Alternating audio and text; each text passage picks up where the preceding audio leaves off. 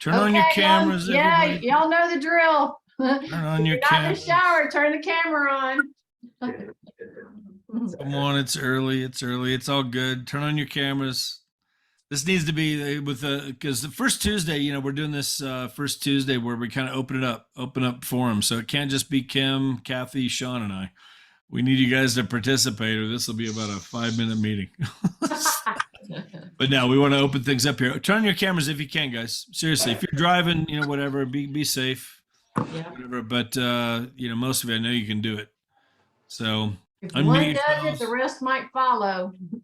Turn on your cameras. They must all be in the shower. Nobody's turning them on. What the heck? There we go. Carlos, good morning. There you go. There you go. Good morning, everybody. Hi, Jeff. Good morning. How are you? Good, thank you. Good. Can anybody else turn their cameras on? I'm going to play the Jeopardy song in just a minute. We're going to sit here with Jeopardy playing.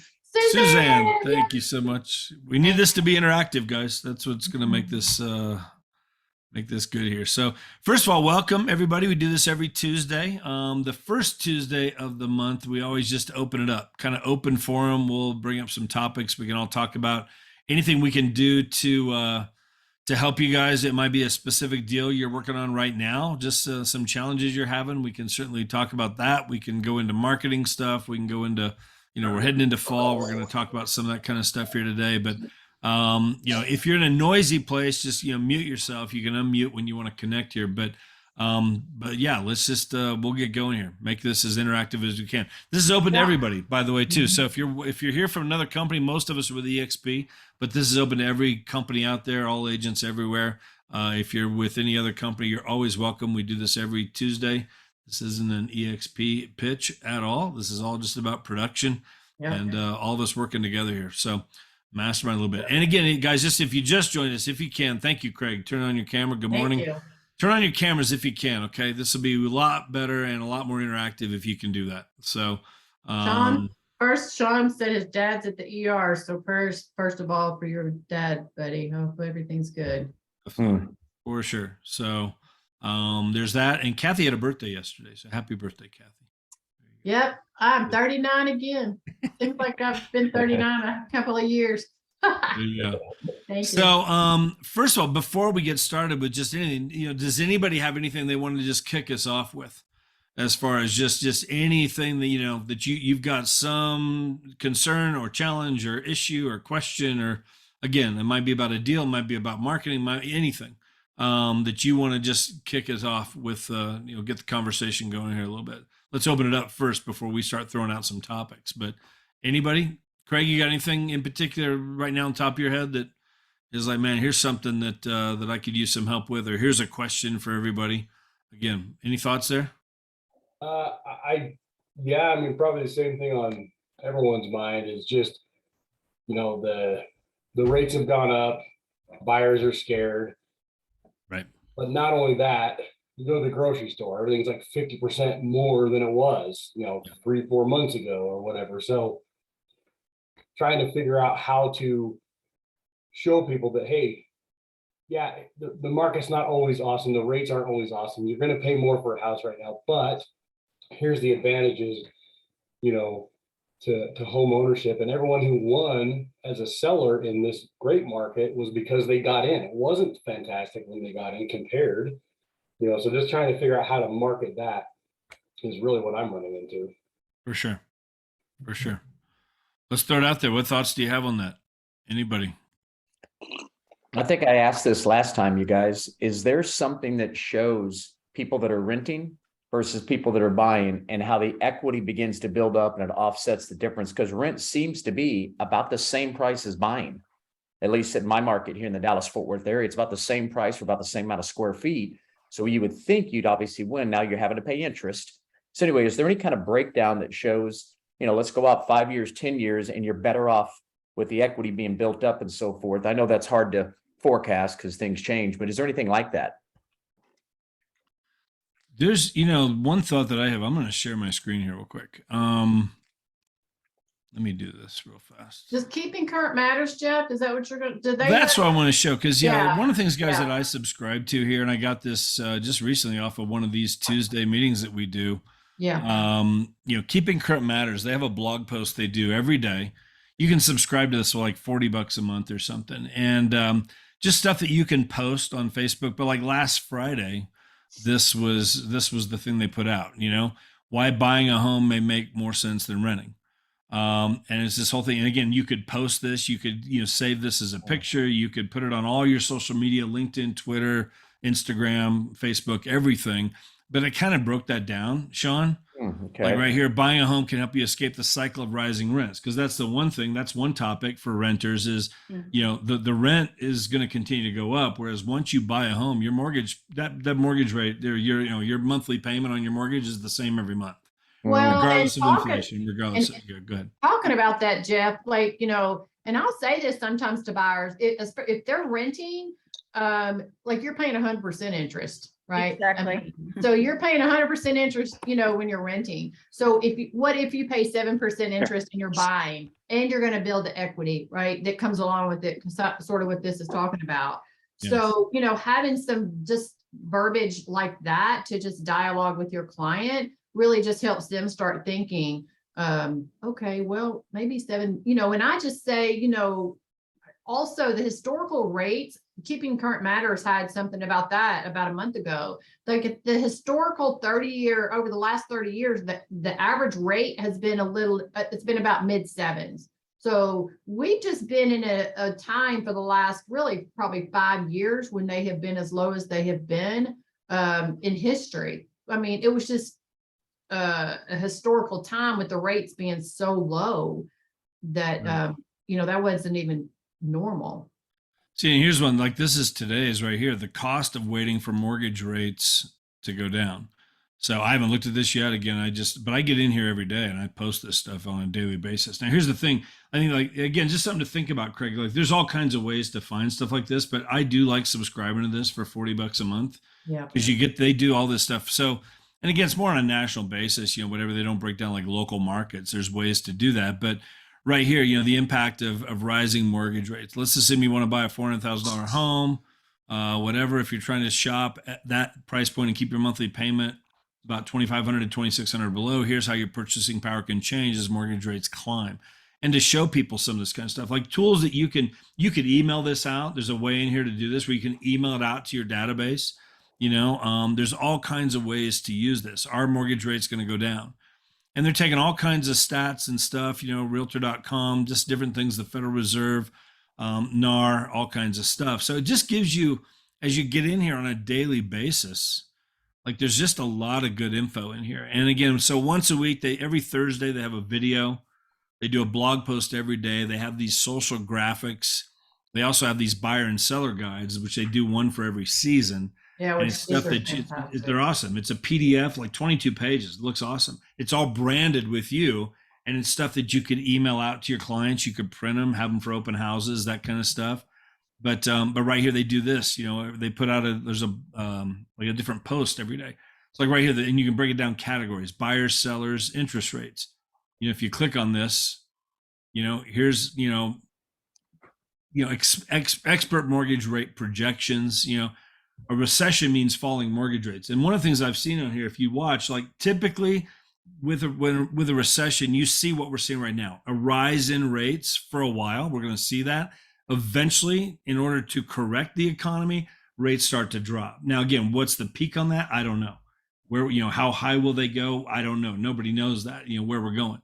But like right here, like this one, over the past 5 recessions, mortgage rates have fallen an average of 1.8 percentage points from the peak seen during the recession to the trough.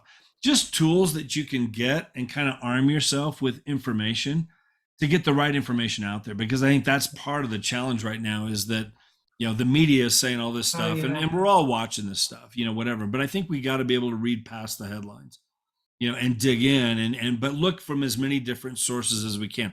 I don't want to be the doom and gloom guy. Now, I don't want to be pie in the sky either, and lead people astray in the wrong direction. But I think that's part of our job is to really come up with, from as many different sources as we can. What do we think, ultimately this is where are things going to go? But there's tools there like Sean, that there's a lot in there as far as renting. And the power of Yeah. that. There was one thing on that, I don't know if you saw it, but 72% of landlords say they're going to raise the rent in the next 12 months. You know, rents are going to keep going up. I mean, Yeah. that's just what's going to happen.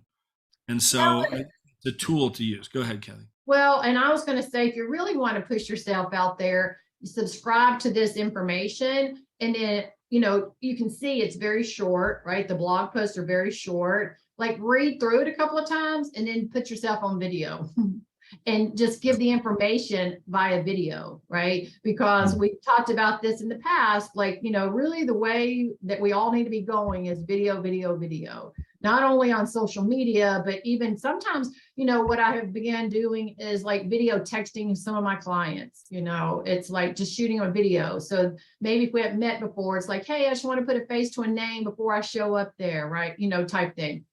And so that just another idea around that keeping current matters. You know, if you brave yourself and go video, that I think, you know, that's even a great thing to be able to do with that. But I too subscribe to Keeping Current Matters, and I'll post a lot of those things. And I have not yet gone live video, but I was just thinking recently, I want to start taking some of that data and just start, you know, doing a 1-minute video clip. You know, you can do a reel, and then once you do one, you put it out there on Instagram, put it on YouTube, right? You can do, you know, the shorts on YouTube, so you can multi-purpose that, not just don't use it on Facebook.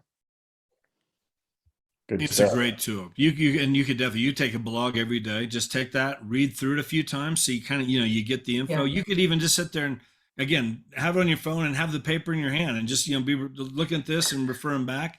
They do have a thing on there also, just so you know, for extra, it's like 99 a month. Yeah. You can actually, once a week, they give you, like, your phone actually becomes a teleprompter, and Yeah. you just hit record and it scrolls, and then they actually put the graphics in there for you. Like, instantly, when it's done and you hit end, it takes it about 15 seconds, and you've got a video that it looks like it was professionally cut. Like, it's pretty cool the way it works. So And now all you you're can doing post is it on- reading the teleprompter. You're reading it right off your And- phone. Right. And it's creating this video for you, like you said, and based on your reading, they're throwing in graphics along. So Charts and graphs and Yeah. all that kind of stuff. And so, again, there's a lot of good info. They update it every day. I heard it on here one day from Jay Kinder. We had Jay on here doing a training. If you guys, you know, if you were on here, he did a mastermind with us probably 4 or 5 months ago, and he mentioned Keeping Current Matters. He's like, man, every agent needs to have Keeping Current Matters. yeah. And so I'd never heard of that before. I got on there. I'm like, wow, you know, that's the power of these masterminds. You're just going to pick up things from all over the country. But it's a great website. It's a great Does anybody tool. use it? Does anyone else use it? Kim, you do?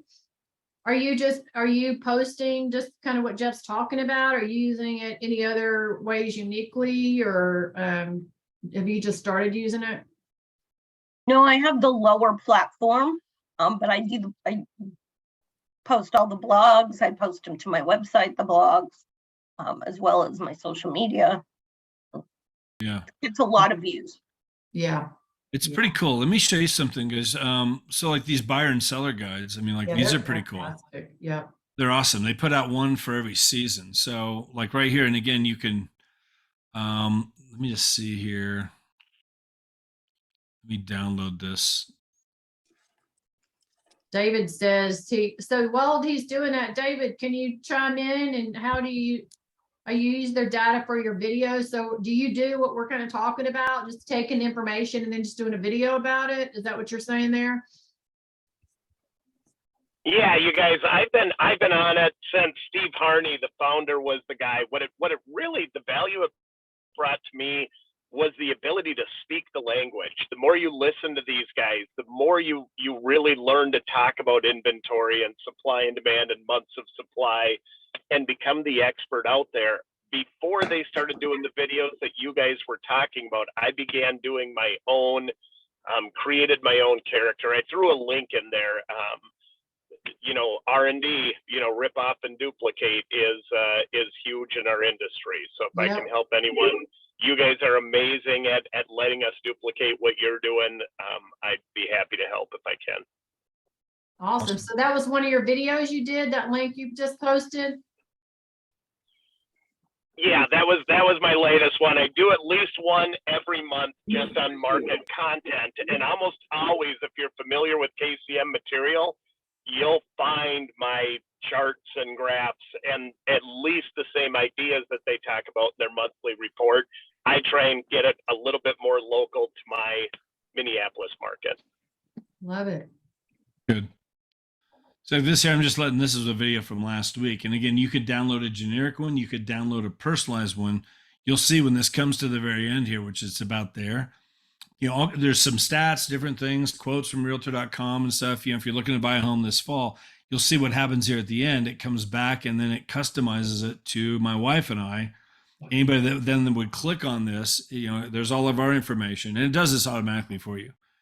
Once you put in your stuff, when you first sign on, which takes you all of about 15 minutes, get in your websites, get in your email, all that stuff. And then it does all this for you. But now I can share this. I could download this and put it on my YouTube channel. I could upload it from my YouTube channel to different sites. I could do it right from here as well. Anybody that would come click on this, it brings them back to a page. Like if they click, there's this video homepage. No, we're not Where gonna they bring it can in. now- No, Somebody with their dog. It takes them back to this page here. And again, anybody that gets in here, they can see more videos, all kinds of stuff. This is what the public would see if they come back in here. And now visit my website. It takes them to my KV Core page. Get in touch right here is, gives them all my contact info to now get with me or email me, whatever. But right here, I've got my KV Core page linked in so that now they come in here and now you can start picking up leads and that kind of stuff as well. So lots of ways you can use it, whatever. I'm not trying to, promote keeping current matters. It is a great tool. Going back to what David was talking about, the guys that started this company, I think there's two of them, but they do a video. How often do they do that? It's kind of I wouldn't call it a training video, but they're talking about the market. It's kind of like a monthly update overview. Once a month. Yeah, they Yeah, do it and every month. It comes do out it- by the 10th of the month. And it's always so good. Like you can go, and I think that's what David was saying. He listens to their training, and then he'll take nuggets out of that. And then he'll just do, I just clicked on his YouTube. It's like 1 minute and 15 seconds that he did. I didn't watch it, but it's a quick video that he probably just took a nugget out of one of those trainings that they do. So again, just a tool for y'all.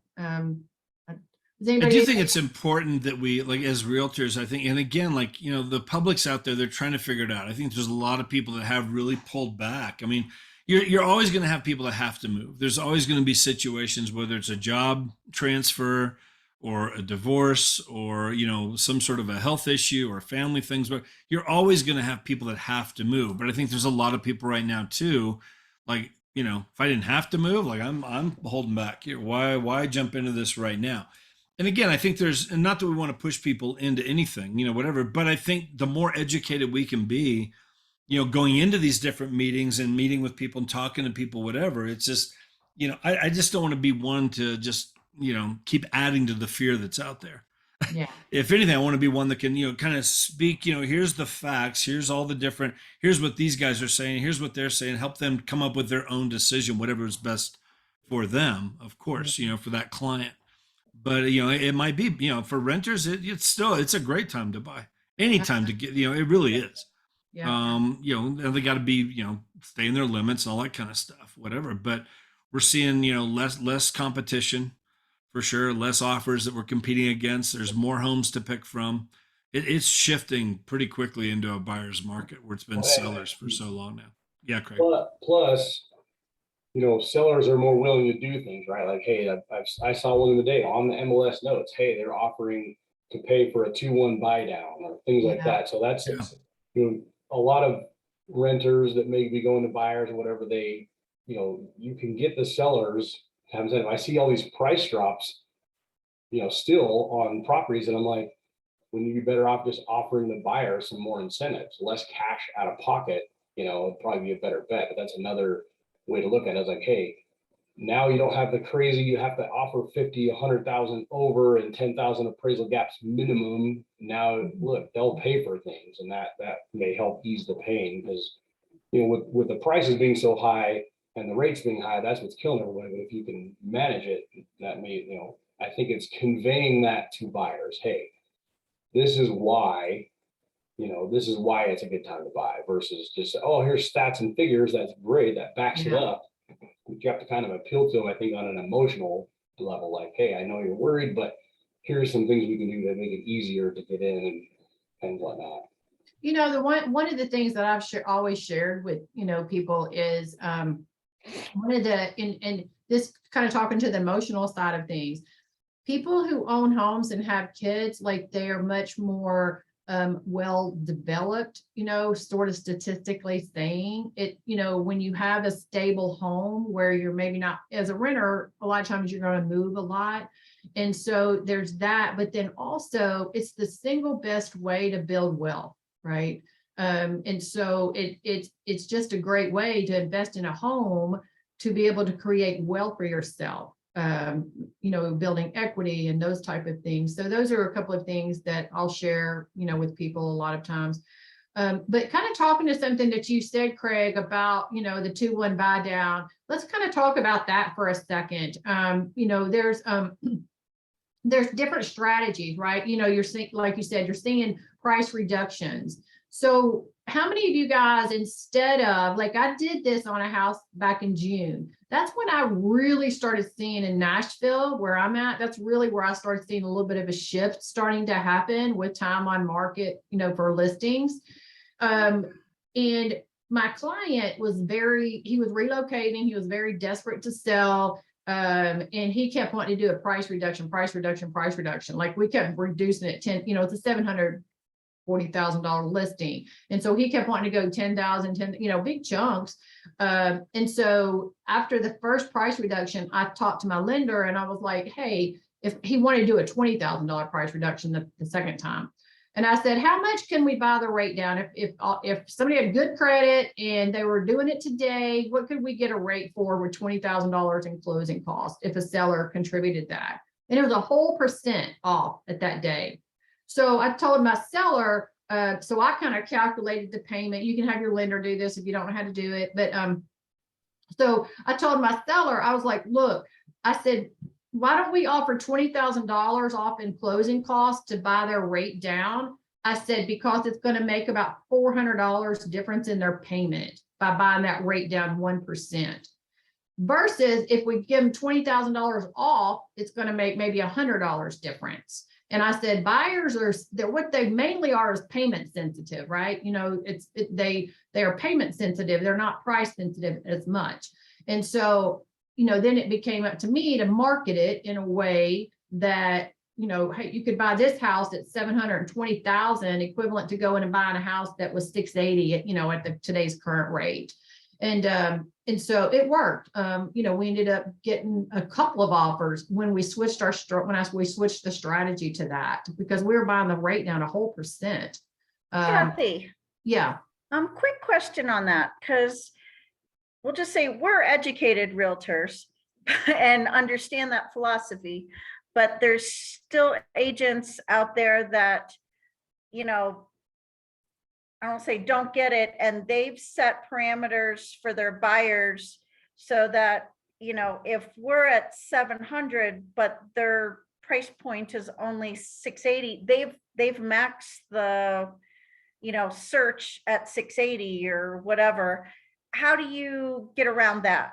I mean, because a lot of people just aren't educated, and they're dumb agents. Yeah, no, that's true. And the truth of the matter is some of this just does come with experience, right? Like even that, like it wasn't like I've been in this 24 years, and it wasn't until probably 5 years ago that somebody, I used to always price $695, $595, $599. Like I'm always below, because that sounds better than 600, right?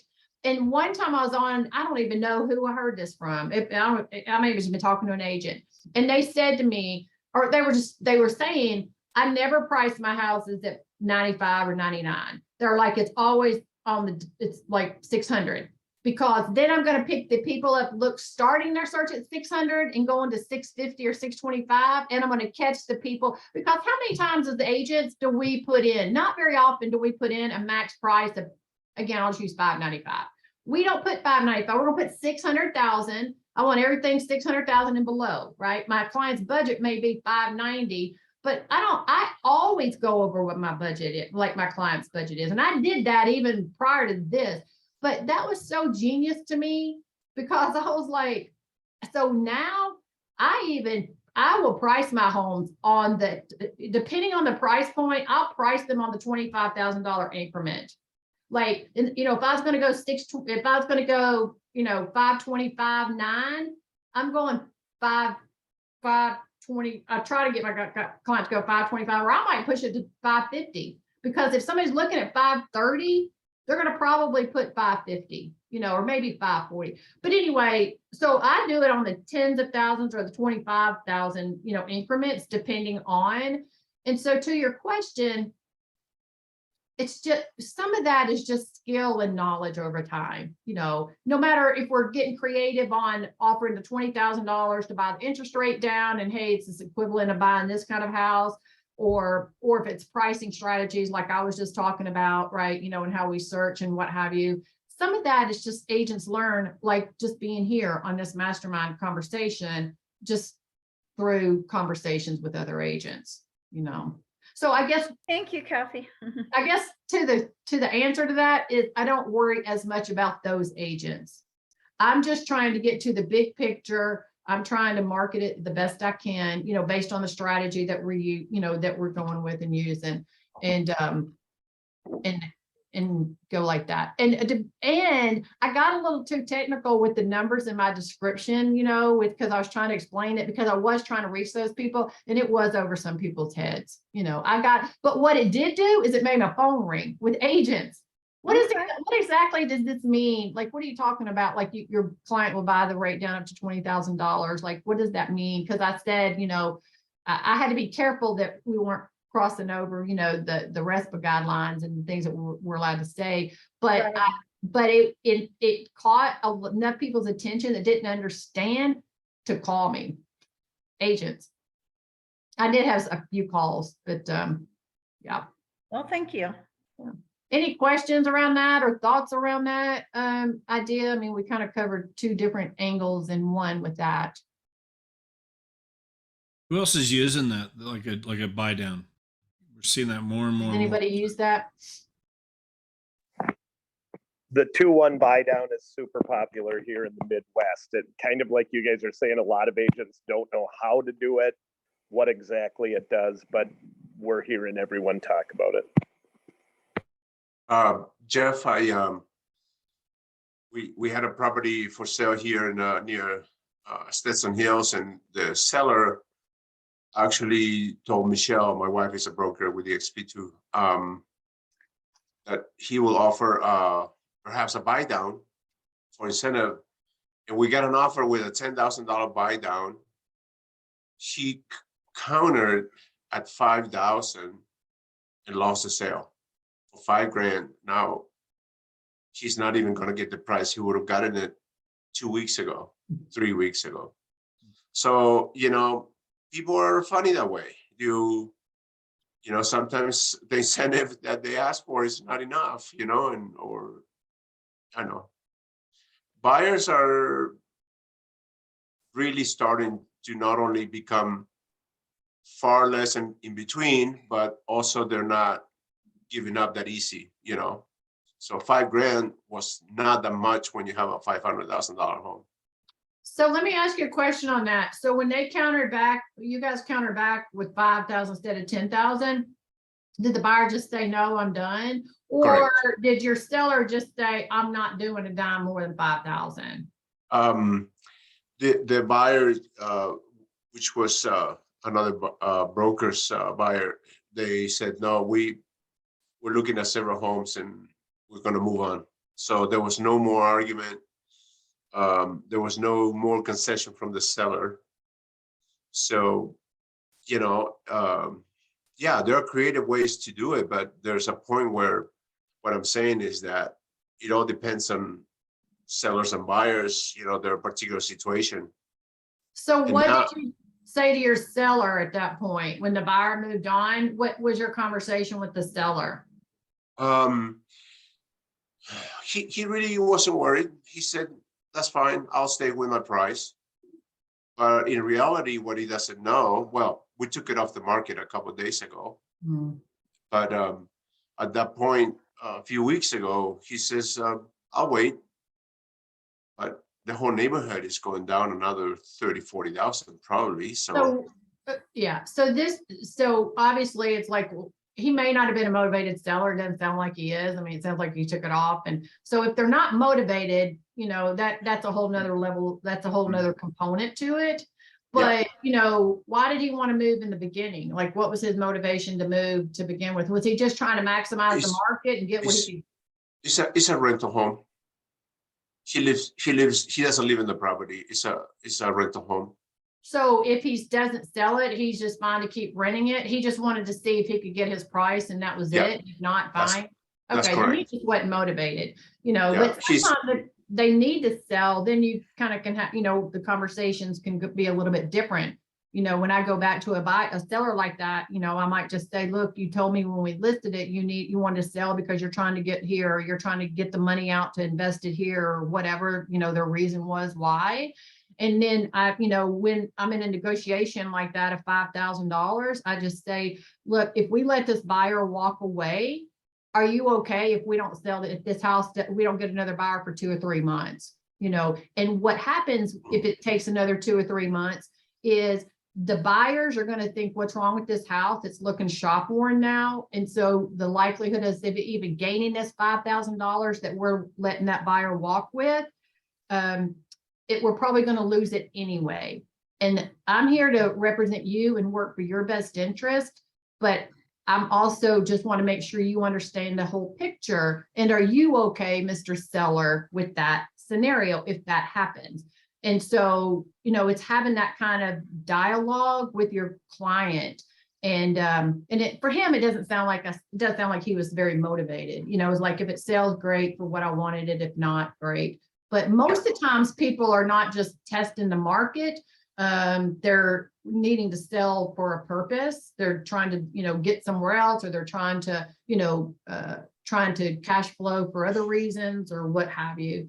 And Mhm. so having those direct conversations with them during those negotiations, rather than just saying they walked, and, even if my seller would said, I'm okay with that, I will lay that whole scenario out I just said. And I just said, look, if, I don't have a crystal ball, Yeah. but if this plays out, are you okay with it?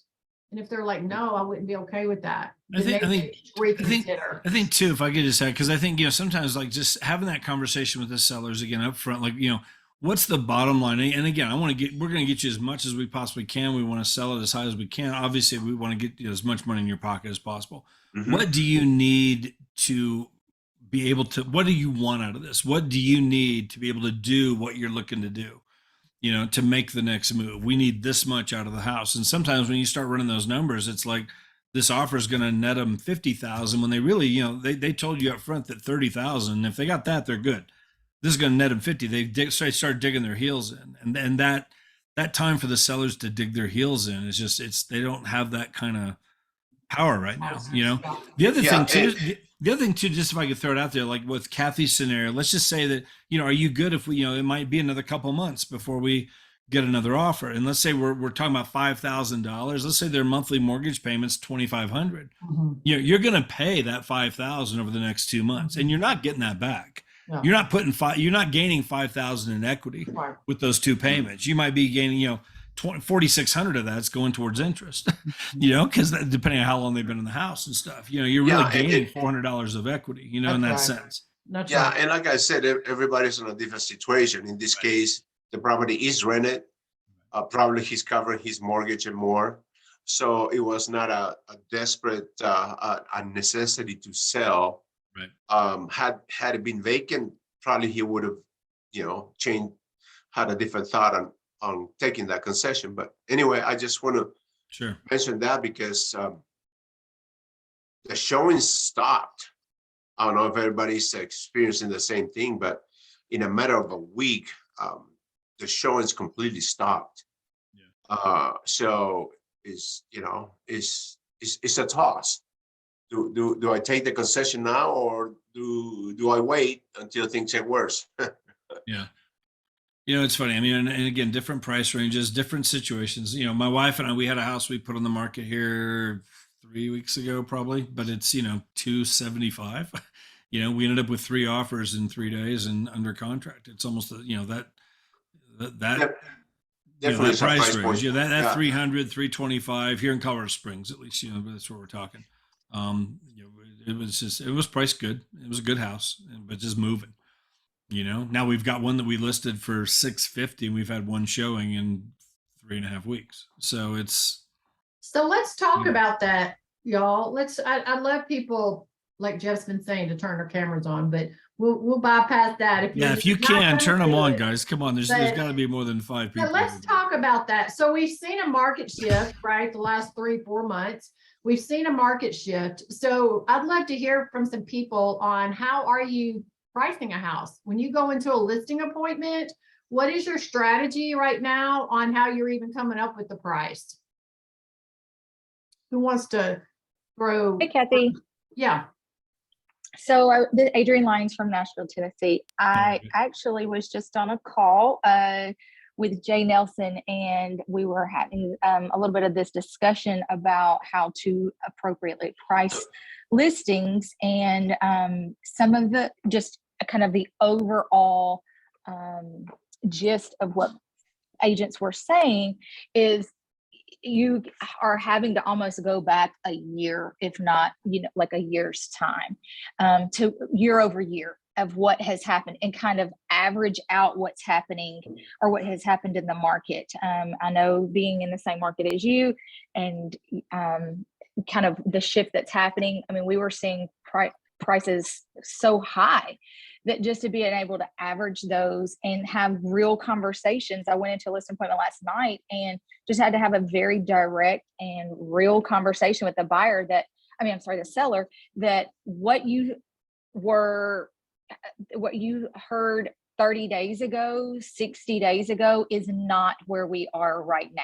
And as your realtor representing you, I want to give you real time what is happening. And so, we had to really have some good conversation around the realistic place that we are here in Nashville, but then also, I brought into the fact that, the seasons and what have you here in Nashville changing, that has a little bit of an impact too.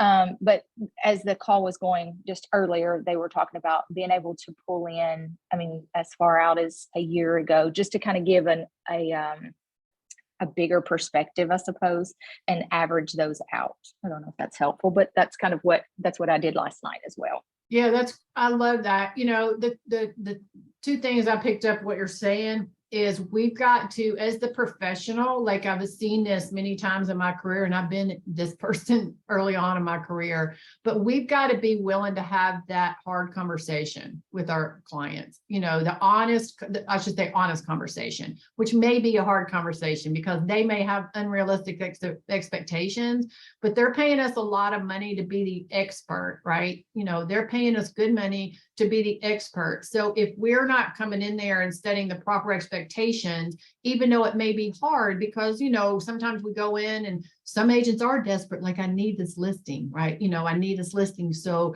I just want to make it easy, and I want them to hire me, but, I'm going to come in with the best price, or if they want to say, let's do this, I'm going to do this. But if that's not what's best for them, we've got to be willing to have that, like Adrienne said, that conversation with them. And it might mean in some situations, because some agent may come in behind you and they may give them what they want. They might price it $30,000 to $40,000 overpriced, and it just sit there, and then they price reduce. And then many times, what we see is the listing expires, or they fire the agent because it just sits there with 0 showings because it's way overpriced.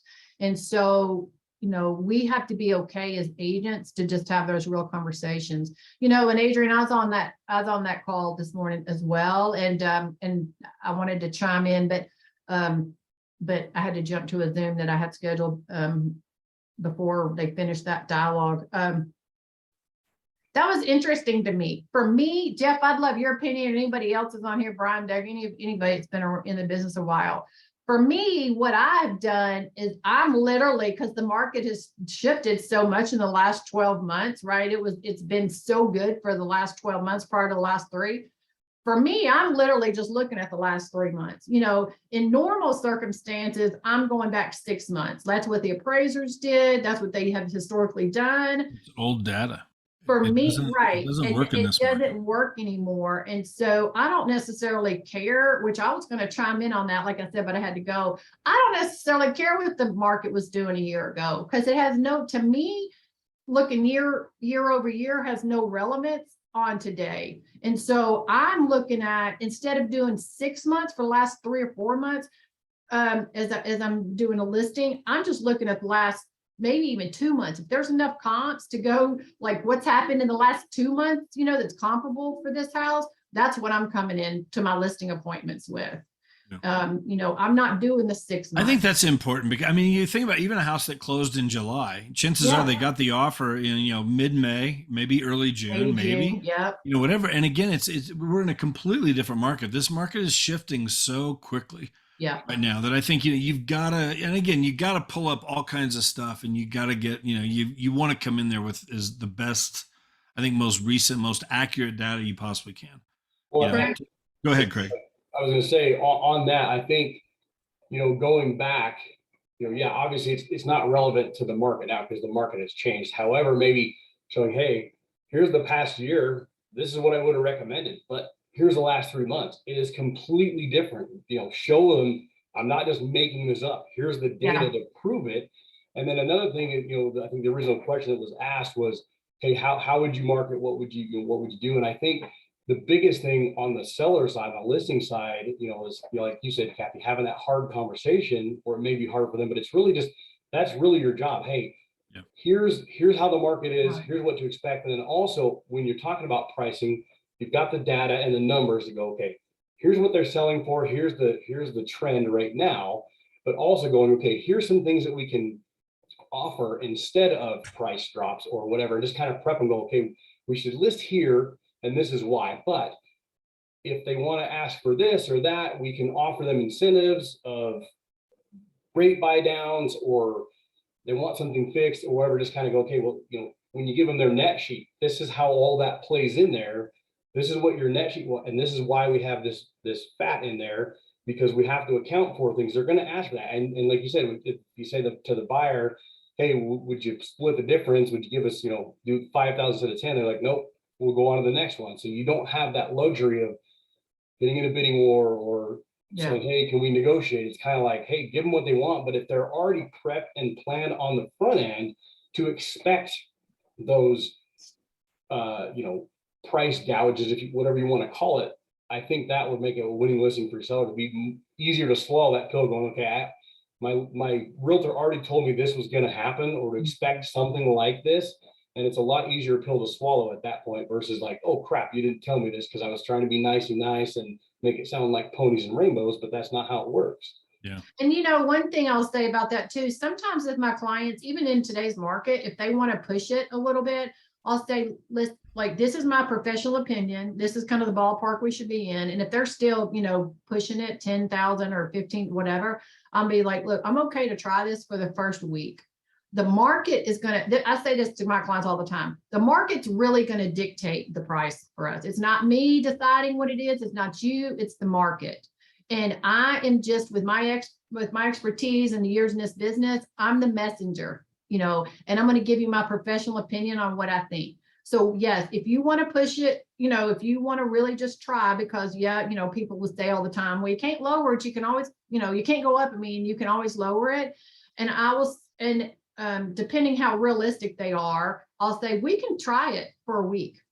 And, with the understanding, and you get this in your listing agreement, if we don't have at least X number of showings, whatever I think is reasonable, if we don't have at least X number of showings, or if we don't have an offer on the table a week from that day or 10 days from that day, whatever we've agreed on, I'm lowering it to X price, so let's try your number and And so we set up the strategy like that in the beginning. So that's another way, if you guys aren't using that, that we can do, you know, if the seller's just really pushing it and they're just not completely lost their mind trying to do $50,000 over where they're not even reasonable. Well, and you mentioned, Kathy, you know, in the listing agreement, get that in writing, and just, you know, it's okay, you know, but in 7 days, 10 days, whatever it is, and just, you know, we'll try this. Are you good though? If we don't have exactly what you said, and get it in writing in the agreement and have them initial that or whatever, you don't even have to call them for a price adjustment. Right. It's You know? already got it in writing. Because here's what happens when you call them. Well, I know, but you know, let's try another week and let's just see what happens. And we're in no rush. And you start getting that kind of stuff, and now you're just shooting yourself in the foot. And so Now you what have I listings do gonna is sit if there, I do go, that, what I do is I just shoot them a message. I don't even call. I might shoot them a message and just say, hey, I just want to let you know, like obviously I've had some conversation between listing date and the day I'm dropping the price. If we get to that, I've had some conversations about, you know, any showings, feedback and what have you that we've had. But if we get to day 7 or 10 and I drop the price, then I just let them know, hey, I just want to let you know, I just dropped the price this morning, you know, as we talked about and agreed upon. So it's already done before I'm even having any more conversation with them, so that they can't just backtrack, because a lot of times, you know, sometimes they will. The market is telling us we're just not interested in your house at this price. Always talk about the market. Yeah, The it's not me market's saying gonna it. tell us, It's right? not, you know, whatever, and we have no control over it. But you know, we've put it out there. It's on the MLS. It's on this many websites. We've done all this stuff. We've had it on Facebook. Yeah, and you've had one showing. I'm just saying, like, the market is not interested right now at this price on this house. Right. So we need to do it. Real quick, Brian, can you unmute yourself? Because any thoughts that you have on anything that just in general, I know you've been super busy. I know you've got things under contract. I'm watching you on Facebook. You know, you're right here in Colorado Springs. I mean, you're doing you got some good things going on. Any thoughts you have in terms of just things you're doing right now, things that are working for you, just, you know, ways you're getting leads, ways all kinds of stuff. I mean, you're busy, which is good. Let me address the seller side first. You know, I agree with Kathy, you know, on, you know, and Greg Craig being upfront with your clients, you know, before you list it. I take even a shorter approach than Kathy does. I'm taking a 30-day or less approach, and I'm looking what's on the market today, what's sold in the last 15 to 30 days. And in trying to price accordingly. It doesn't always happen. It seems like my clients still got that expectation of they want their house up here and it really needs to be here on price. And Kathy's right. If you can get that in your listing agreement early on to reduce price, if you think it's overpriced to begin with, you don't have the showings, it's better.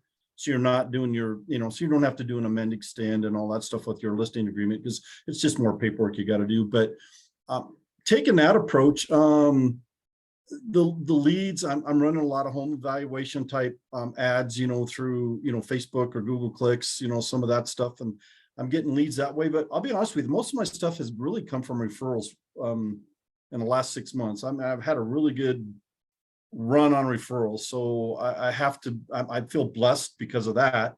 I'm still spending other money and doing some things that, not free stuff. I'm actually spending some money on Google click ads. I'm spending about $300 a month, just so you guys know, and trying to get some leads there. I'm getting a lot of stuff. It's not all panning out. I mean, you know how that works, you know, as many leads you get, but I think you're right. You have to price it right. Cause I've been guilty of having my client overpriced, and then we keep reducing. And then, you know, you sit on it forever. Right now, I mean, you know, I think our average is, you know, I think we're approaching 42 days on the market, you know, on average right now.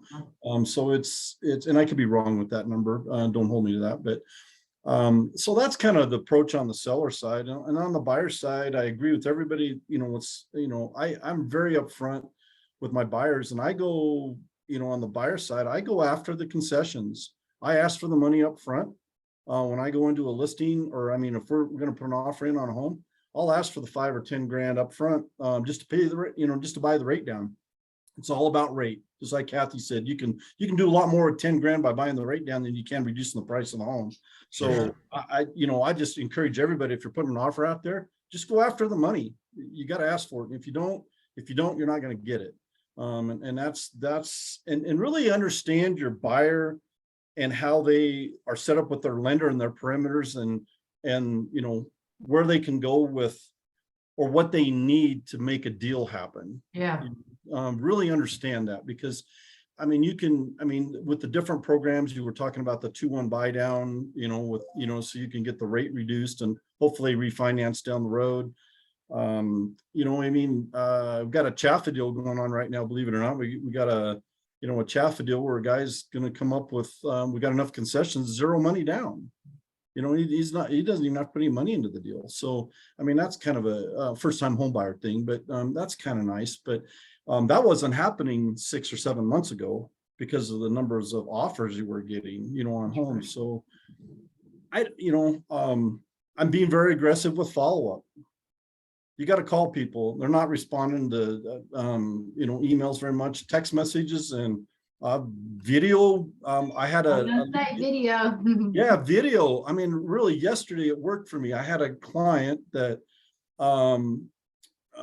that I sent a video text to, or a video to, and he responded within 10 minutes. And we're looking for a $750,000 home in our market. And so we're looking now. It was a lead, and I sent him a video and he responded. So it seems to work better than, email. They just don't answer them for some Or reason. text. And that's a good point. If you're paying for leads or doing any kind of lead source, instead of, that automatic text, maybe that still goes out. But then again, just pick your phone up, shoot a 20-second video, hey, I just wanted again to put a face to a name, Right. I look forward to connecting with you. And who's doing that? When people are looking online and they're getting the automatic email, or they're getting the text message, even if it's not automatic, if an agent's just shooting them a text, then who's picking the video? Who's picking a phone up and doing videos? Nobody. You're going to stand completely out from everybody else.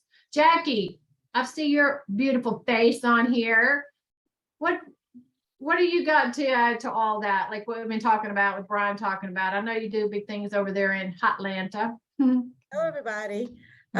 Yes, my focus has really been, on the probate side, but then as far as working with the buyer side, just really paying attention. I've had some buyers that have, been looking for properties in the USDA outside, those areas. I don't know if you guys are familiar with USDA, but that's a really good market right now. There's a lot of where they don't put anything down. They get a lot of down payment assistance and stuff. And so we're really trying to go for everything that we can get for the buyers. That's what I'm working on. Any type of seller concessions, down payment assistance. There's some of them that you can overlay on top of others. Some you cannot. So it really just depends on what the buyer is looking for. I had one buyer that was looking to purchase land and to do a modular home where there's not a lot of lenders that will do a construction loan on a modular home. So finding all the criteria to put that together, but knowing where to look. And so if you're interested in that, so that's kind of what my focus is just, really, because that's what I have right now are the buyers. And then like one of the other gentlemen says, most of my business right now, really, I've had a really good run on referrals. That's how most of my business has been built anyway. But I do pay for leads for probate. And so that's been one thing. And just, really understanding how important that follow-up is. And I'm building a muscle, guys, because that's not really my strong suit, but I'm making myself do it. And the other part of that is just, I'm going to be bringing on someone to help me with that, because there's a lot of things. And that's one thing I encourage you guys. I've been the Lone Ranger for a long time, and you can only do so much. So leverage your team, leverage other people. That's what I'm doing. Oh, I love it. Hey, we've got 5 minutes to, unless somebody's got something they want to talk about with that. Go ahead, Brian. Okay. Only other thing I wanted to add is, we all have a CRM system. If you're getting a lead, make sure you load them. And I don't know if, everybody on here has KV Core or some other CRM system. Load those people in there, use your drip campaigns and use that stuff because it works. Yeah. Get them loaded, even if it's a lead you're not sure about, because they could come around later. Yeah. And that's the only thing I wanted to add. Totally. Yeah. Sure. Follow up, just as everybody has talked about. Go ahead, Craig. If you're putting them on a drip campaign, that keeping current matters thing you just mentioned, you can use that on the drip. Hey, Totally. rent versus buy. Here's, that you can use both of those at the same time. Yep. Great stuff in there. Suzanne had a question. Suzanne, do you want to unmute yourself? You're getting ready to sell a condo? Yeah, it's actually my personal condo. So I've made a lot of money on it, but obviously I want to make as much as possible, especially because my real estate has been very slow this year. So I'm hoping to use it, one, to make, get as much on the sale, but also potentially get some leads from the area. I've done a little bit of farming in this neighborhood, not as, consistent as I should have. So I just wanted to see if you guys had any ideas, to potentially benefit me in either one or both sides of the house there. I mean, obviously I'm going to do an open house, not that, they're very beneficial, but I mean, I can sit in my own condo and, So I think kind of one thing that comes to mind is all the things we've talked about this morning is, offer some kind of creative financing opportunity, right? Maybe price it accordingly if it's still going to be within the range of the market, right? To cover whatever incentive you're going to offer, right? So that you're going to hopefully net the most that you can net, but offer some kind of incentive, a buy down rate, all the things that we're talking about to make it stand out above, every other condo out there, right? Yeah, there's only a couple listed right now in this area, but I haven't expanded the search just to kind of see what else is available in Parker type of thing. I think it's important. Kathy mentioned it, Brian mentioned it. Again, buyer's biggest concern, what's the monthly payment? Right. And that's they don't care whether it's $10,000 less, in terms of the price of the house. Would you recommend if I did flyers and knocked the neighborhood to maybe explain that as easy as you could in a flyer to, especially if I know there's tools where I can target who the renters are in this neighborhood. And, if they like it here, maybe they can buy, so to speak. I would say yes, put that in your flyer, Suzanne, but also, like we talked about a couple weeks ago, QR codes. Okay. You can put a QR code and put that on there, and then you can do a video explaining, hey, because like you're gonna knock doors, some people are gonna be there, they just don't want to answer. I don't want to be right, exactly. But you leave it behind, and if you put a website, we're too lazy now, right? It's too hard to type 27 characters, but if I can scan it in 2 seconds, I might actually watch your video of you explaining it, and so you can get in front of them even when you leave it behind. So that may be I've done that before, bringing them to a page, a landing page. Yeah, that's a great idea. Hey, check this out. What is the best way to, I know we don't have time to discuss that, but is there somebody that can, like, where's the best place to create QR codes or whatever? I mean, I know somebody I think who could help me, but. Jeff, you got that free site. Yeah, there's a site here. Let me find it. Found you can do it on Google Sheets as well. Okay, thank you. Actually make QR codes on Google Sheets. Oh, nice. There's this one. I'll This put my right contact info, Suzanne, I'll put my contact info here in the chat. If you want to just hit me up after, I can walk you through it. Oh, I'd appreciate that. Thank you so much. Yeah. Thanks, Craig. There you go. So like right here, QR.io. You can create a free QR. Okay. Yeah. So let's say, if I wanted to send some, so again, you have a website, like if I wanted to do my, I don't know, well, let me just do one real fast here. Oh gosh, I don't know. Okay. I just need a website. So let me take this one right here. I'm just going to put that link in there. And then you just, there it is. There's the QR code. Oh, thank you guys. I would have never thought of QR okay, codes. and you can download it, and then when somebody takes that picture right there on their phone, where it leads them right straight back to that website that I put in there. So you can do that for a house website. You could do it for a mortgage site. You could do it for your KV Core site. You could do it for whatever you want. Whatever site you want to take it to. But QR.io is a great way to create just a free QR code. That's a great idea. Thanks for that, Craig. Yeah, that's awesome. Thought about that. Hey, I want to go back real quick to the flyer before we finish up. Just run that by, if you're going to try to get specific with, buy down rates, and you're going to get numbers and you're going to get specific, you need to run that by your broker before you put it out there. Because there's RESPA guidelines and things like that. So we need to make sure we're not crossing the lines depending on what you decide to put in there. Okay. So just run it through your broker, your state broker.